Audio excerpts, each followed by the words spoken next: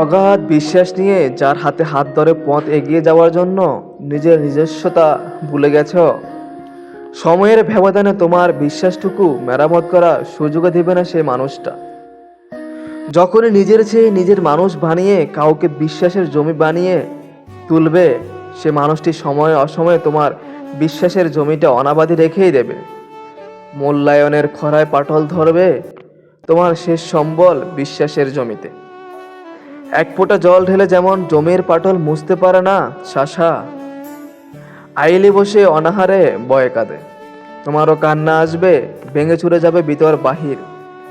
তারপর নিজের অবশিষ্ট ছায়াটুকুর দিকে তাকিয়ে ভাববে, আমি কত বোকা। এই জগতে হরেক রকমের কষ্টের মধ্যে বিভৎস কষ্ট হলো বিশ্বাসের অনাদরের কষ্ট।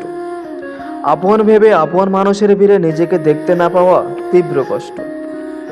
জীবনের এই অল্প সময়ে মানুষ আসে মানুষের কাছে আপন শেষে বিশ্বাসে অর্জনের জন্য, কিন্তু আপন ভেবে আপন না হতে পারার স্যাঁতস্যাঁতে যন্ত্রণায় ধুমড়ে মুছছে যায়।